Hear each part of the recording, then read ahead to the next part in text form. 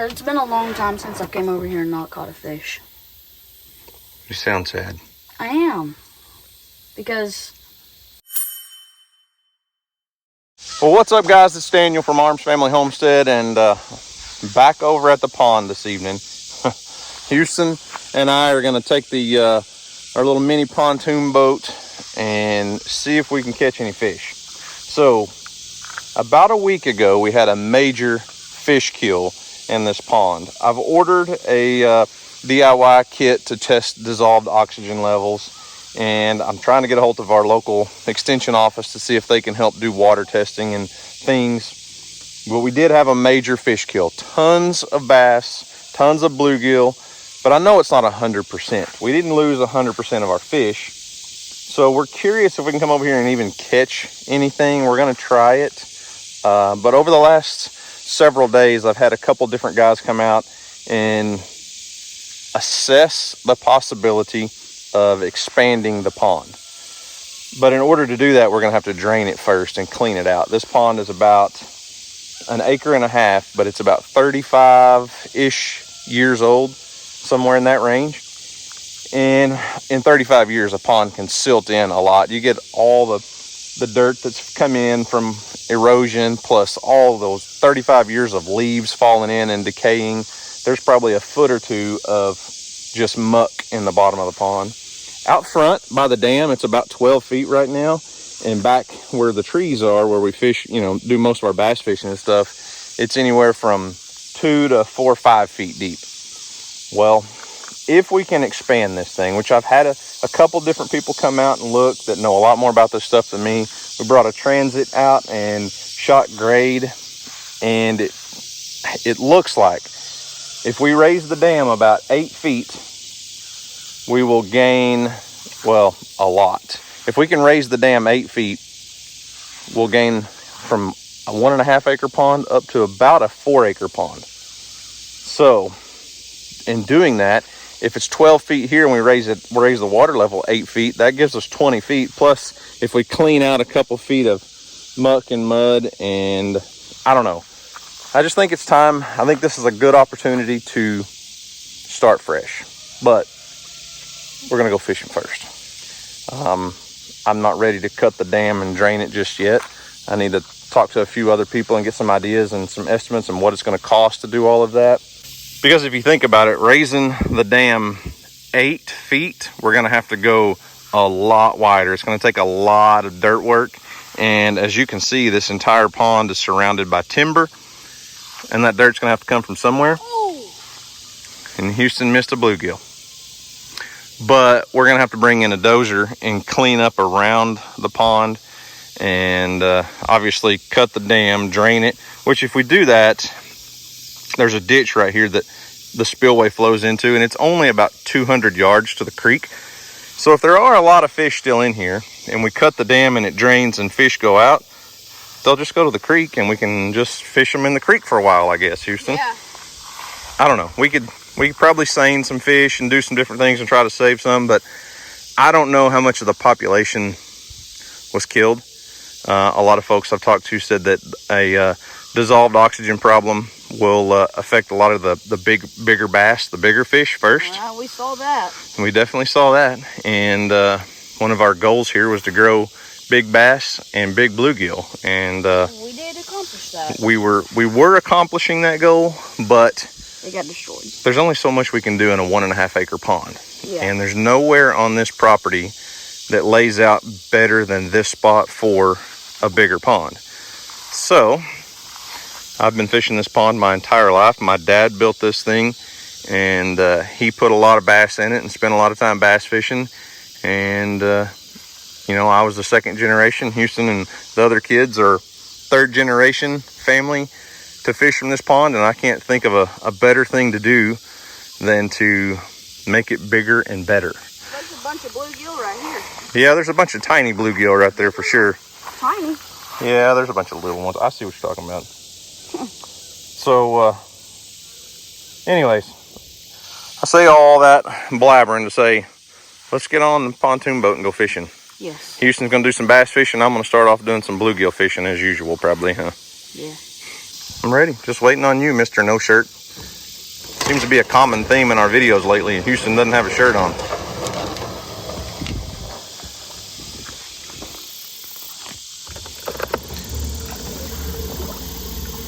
See if our battery got enough juice. I had to go steal a battery off of my pig trap camera system.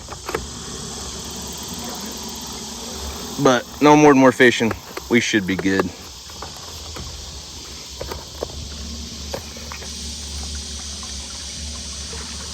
That was weird. I didn't mess with my drag or my First cast backlash. That's what we're gonna start calling you. Hey, it was one time. Oh. We were talking and I didn't have the camera going, and I looked down and I think me and Houston both saw my line swimming sideways at the same time. So I did have a bite. You guys know how that goes with me, though. It don't mean a whole lot, does it? Hasn't the past few days.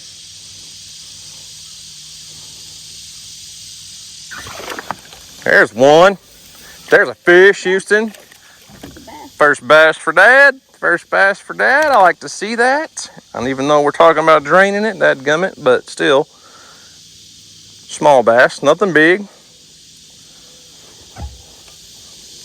About, I don't know, about a 10-inch bass.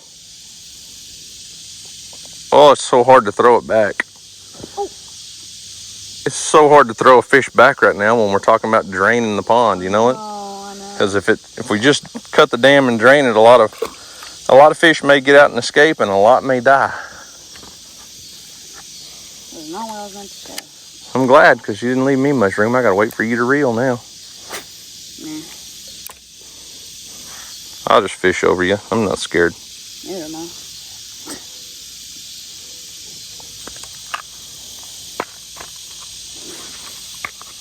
Might as well switch it up. Do what works. Do what you know works sometimes. So, going with a little trout slayer crawfish, because it's my favorite little lure to fish in this pond.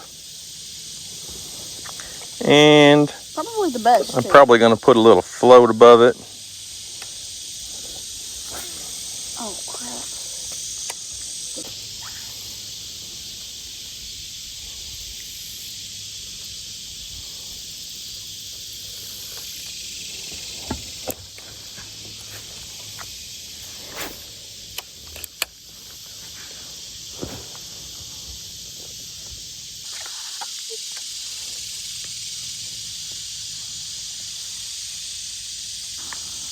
Backlash Betty up there again. That backlash twice. That's not bad in 3 casts. Where'd you go? Hey, I think you had a fish. I did. I had a nibble. I had a little bluegill. Nope. Whoa, set that hook like that again, man. That was, woo. Seems kind of slow. I should have known better. Always stumps that too. Oh! Yeah. That was a bass. I saw that. I watched it. Now I gotta go get you unhung. Oh, I thought you had No, gotta go get you unstuck.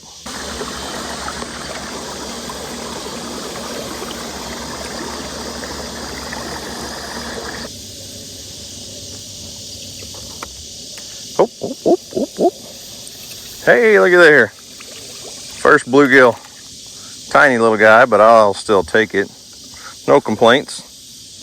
I've not had a single bite from a giant bluegill yet, but that's the first bluegill. So that puts me up, what's that? 2-0? Hey, I still haven't put on the whopper flopper.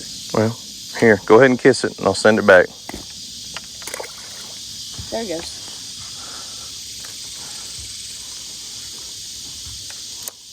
It's not super encouraging, but it's a fish, you know. Top water time, huh? Yep. Troller. Whatever you guys call it. Troller, whopper flopper. Same thing. I got a fish. Houston, I got a fish. Look at there. He never even took off with it. This guy barely even pulled my bobber under. Well, it's bigger than the bass Houston's catching tonight. Although he's only about, what, 8 inches long, maybe. Houston said he just missed a fish.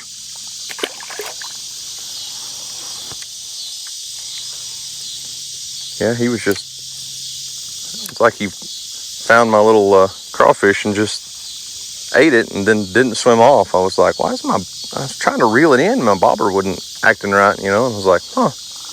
He never really took off until he was right here at the boat. Yeah. I'm letting my son win. Because I've been... Oh! Oh!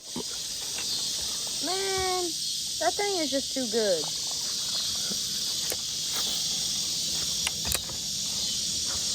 That was a bass, hit it for sure, Houston.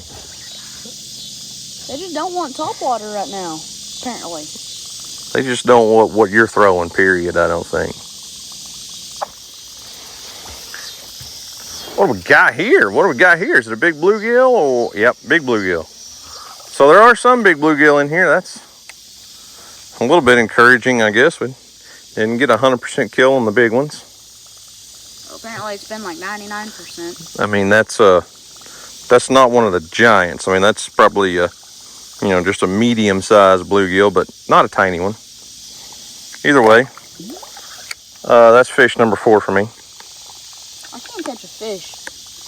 Listen, you've just been getting lucky on the bass. What? And the bluegill, that's usual. No. Look, no. I got the right lure on the right rod, and I don't know how to cast it. That's what I was about. Right lure, right rod, right reel. I'm holding my mouth just right. I've worn my lucky hat. All the things. Well, that hat hasn't been very lucky the past few days. Well, I didn't have the right combination in line. You haven't worn And this is my element here. See, the lake, man. It's been a long time since I've really seriously fished the lake until this summer. Me too. Yeah, beginner's luck for you, I guess. No, it's luck for you. You got a fish. Here's your fish. I'm good. I got you a fish. You said one fish, you'd be happy. I got you one. I'm good. Right here. I'm good. Aw, look at that. You let him swallow it. I told you. Well, you know, I was trying to get you a fish. He didn't swallow it. It's right there. Don't worry. I'll catch a fish on the other side of the pond.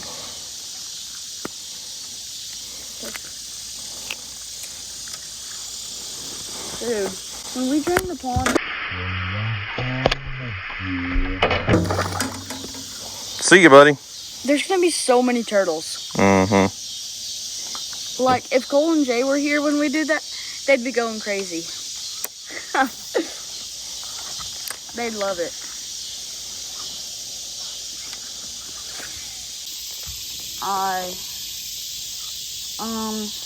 Backlash Betty, huh? On our first and our last cast. Not ours. Yours. You know, my spinning reel never once backlashed at all today. You know, that just doesn't seem to be a problem with those spinning rods. Bait casters are cooler. They both have their place. I fish with both.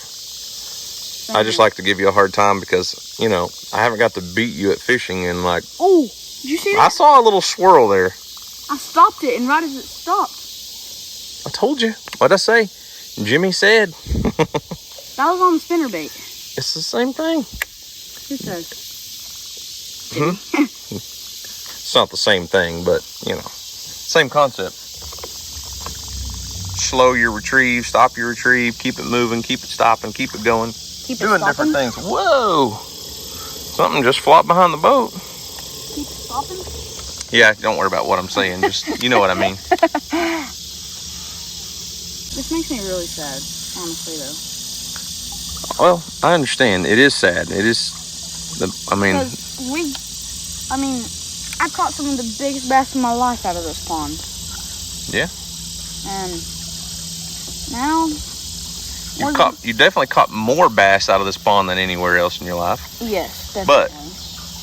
it's not all bad. I mean, we could go from really upset and sad right now to really happy in 2 years. 2 years? Oh, well, I mean, yeah, for fish wise, but I mean, in a year or less, we could go to we would almost triple the size of a pond. Yeah, like if we do what you told them we might do, we would be underwater, which would be a good thing.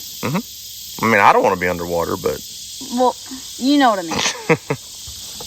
So we caught a few fish. I think, what'd I catch? 5, Houston? A couple giant bass, some really big bluegill. Oh, yeah. That water's warm. Yeah, that water's warm. It's like bath water. But if we are able to pull this project off, it's going to take a lot of work to raise that dam 8 feet. Now, we could raise it 4 feet. We could raise it 5 feet, depending on what it's going to cost. You got to realize if we bring the dam up, our trails are going to have to change. Oh, for sure. Yeah. Because, like, that would be underwater. The dam would be right here. Right. And over there. So just a rough look. If we raise the dam 8 feet, when we were over here with a transit the other day, the water level was going to hit, now not the top of the dam, the top of the dam would be 2 feet higher, but I think it was this little tree right here is about where water level would be in here. So, I mean, I'm probably 50, 60 feet from Houston right now. So it would be, down, it would snake down through the timber through here. And on the back side of the pond, there's a little bit of a draw, like a valley that goes back in that way, and the water would go a long ways because it sets lower back there. You gonna get that thing pulled up?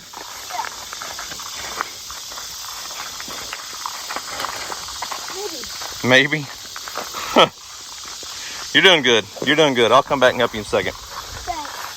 But the way everything kind of lays out,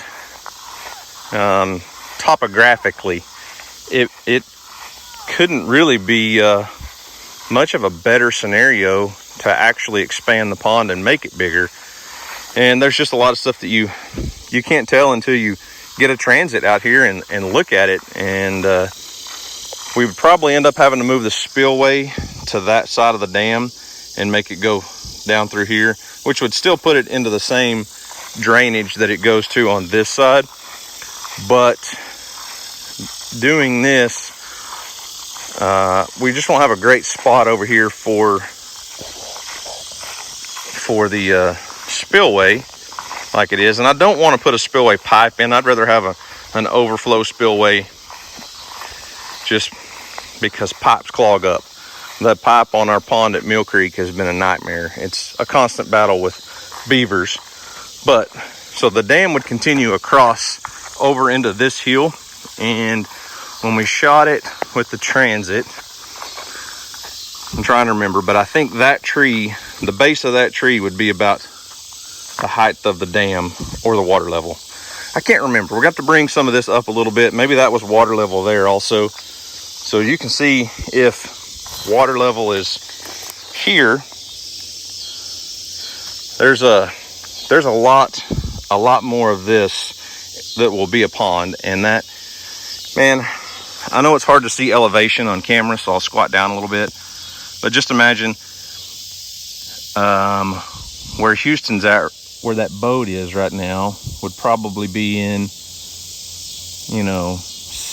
under, 9 feet of water, something like that. So it'd be deep right where he's at, where that boat is. But that adds so much more space for a pond. And what we can do with 4 acres versus 1.5 is just tremendously different. So it's not a for sure 100% we're doing it kind of thing yet. There is still life in the pond. It has not been completely destroyed. And I know everyone's comments, not negative. I'm not saying everyone's had negative comments, but everyone said we just need to put aerators in the pond. And I don't disagree with that. It would help. I know a few people just on social media that have added aerators and pumps and things to their ponds to help. Evan from Country View Acres, that poor guy, added some big aerator bubblers to his pond I think it was last summer, and turned them on and left them on for too long. Ended up killing every fish in his pond. It was heartbreaking to see, but that was just an honest mistake. He didn't know. But yes, that would help. We could do that. We could add a few things. We don't have electricity here, so it would have to be solar powered. But a lot of folks have said, well, you can do like a windmill. You can get a big wind turbine that will drive a pump to put air into the water, and you can do that. But we're in a hole. I mean, this pond sits down in a bowl almost, and you'd have to be 80, 90 feet up in the air to get enough wind to do anything. So I think here's the plan, and I don't know for certain. Like I said, I'm still waiting on some prices. This is going to be a very expensive project. I'm not going to lie. This is going to be a very expensive project.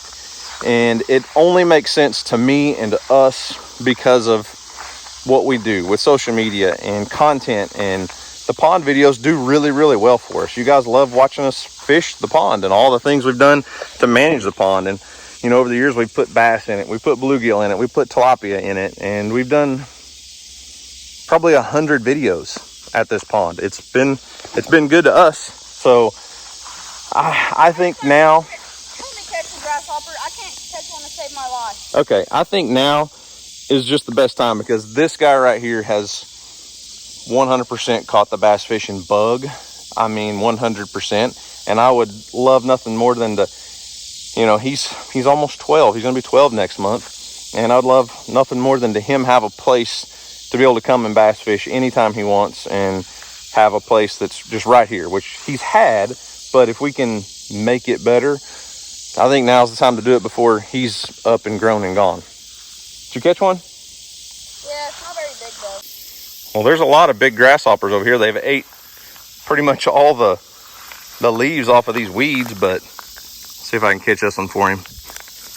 There you go. I got you a big yellow grasshopper here. Okay. I'm gonna try to catch a bluegill on a little one. Oh, you got a tiny grasshopper. Yeah, I know. I couldn't catch a big one. He would catch a tiny bluegill. That's a big one. Here, no, look. Go right under his chin with the hook, and then just hook him and pull it back out. Thread him on there. There you go.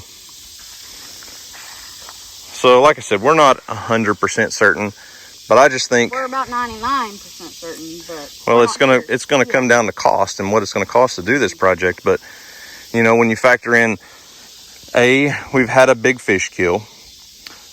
B, this pond is about 35 years old. It has silted in and filled in, and I think we could get a lot better water quality and clarity and prettier water if we redid it. C, Houston's at that age where I'd love for him to have a good place to fish for the next several years before he's grown and gone and out of the house.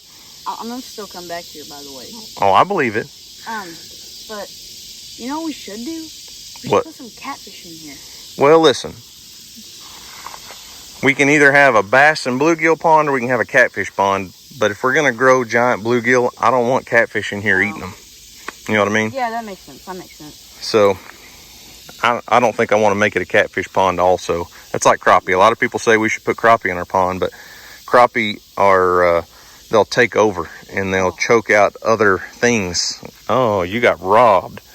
And they'll all get about this big and be about 10,000 of them in there in a small pond. But anyways, just there's so many positives as to why I think it's a good idea that if we were going to drain this pond and start over, that now's a good time. I just think that's what's best for us right now. Oh, there's one right there beside you. I see him. You gotta be fast. Oh, you just already shook the limb he was on. I'm trying not to. Did you get him? Yep. All right. And then here's the process, guys. If we do this project, we're going to have to come in here pretty soon, in the next couple weeks for sure, and bring the excavator over here and cut a trench through the dam and drain it. I mean, I could bring a pump in, a big trash pump, 3-4 inch trash pump, and drain the pond, pump it out and not damage the dam. But this thing is gonna have to set for probably 2 months to dry out enough before you can get equipment in there. A pond that's been sitting, you know, filling full of muck and just nastiness for 35 years.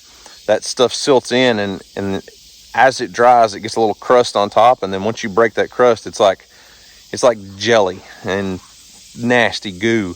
It's got to really dry out for a long time before you can get a big excavator and a bulldozer and all the things in here that you need to work. So if we do this in the next couple weeks, we'll have to bring the Cotto excavator over here, and that's going to be a hard thing to do. But cut a big trench in the dam, it'll dig down. I think it's got a digging depth of like 13 feet. So it should get us down far enough. And once you get water flowing, water will erode a dam. There was a huge fish just jumped in the back of the pond. Did you see that splash? I don't know what it was. Might have been a bullfrog or something, actually. Who knows? Anyways, once you get that trench going, I think, and get water flowing, it'll start eroding more and cutting through. And then hopefully, probably won't, but hopefully fish will go out with the flow of water and end up in the creek. If not, they'll all be laying in the pond, and we'll be out there. I can cast net them. We'll be out there wading through knee-deep mud trying to save bass and go throw them in the creek or something, huh? Yeah. Or I'll just get the cast net. Yeah, but how are you going to get to them if they're 30 feet down out there? How do you get to them? Go down there, apparently. Well, you might not be able to walk in that deep of mud. You might sink up to your waist. I might do that too. You're just willing to do whatever it takes. That's what you're saying, right? I don't want to let these bass die. They deserve to survive. What'd you say? So it's been a long time since I came over here and not caught a fish. You sound sad. I am. Because usually catch like 5 or 6, but because of all this fish kill, I'm pretty sure that's why I didn't get many bites. That's probably a pretty good reason. As many dead bass as we saw the other day. Yeah, just in that one area from where the wind was pushing them, there was like 100 dead bass. Like, there can only be so many in a pond this size. I know. So. And they were all mostly about that big, but still, you know? Yeah. I don't know. It just makes me kind of sick to my stomach seeing that, you know? Yep, I understand. But I understand. It'll be cool if we do this to raise the water level up, because then we could have 5 times the amount of fish as we did, possibly. Yeah, maybe. If it's that big. Maybe we're just not realizing it, but it could be really big and we don't realize it yet, so I don't know.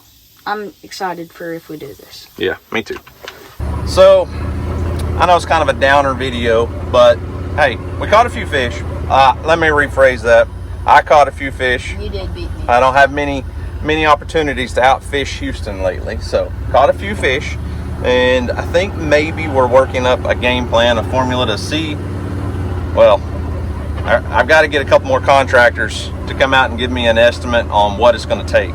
We have some equipment, but this project is not built for my skid steer and my excavator. It's going to take big bulldozers, some dump trucks to move dirt, a big excavator, and guys with a lot more knowledge and experience in pond building than me.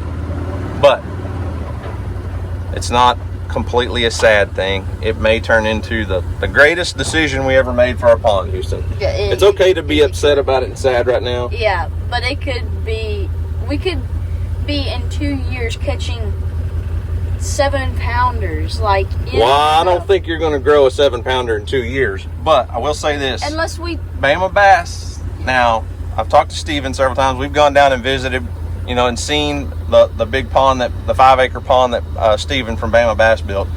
Now, he's 2 years in and has 4-ish pounders. And his F1 hybrid, they're tiger bass is what he calls them.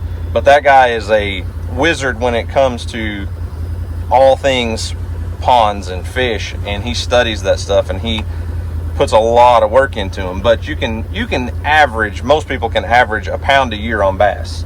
So if we stocked bass in here that were like he did, like tiny little bitty ones, it'd take us a few years to get very big bass. But if we go stock them a little at a time, maybe we go over to Jimmy's, get some Florida strain bass, you know, catch a few, some bigger ones, and restock. You know, we'll do all the bait fish and all that stuff first, but who knows? Who knows? I think it can be an exciting project. So, Houston, remember, do something today to make somebody smile. Because you never know, it might just change the whole world. So guys, thanks for watching. Hope you enjoyed it. And as always, we'll see you on next... Whoa! We will see you on... Whoa! Oh my gosh! I'll just throw you in the pond. We will see you on the next video.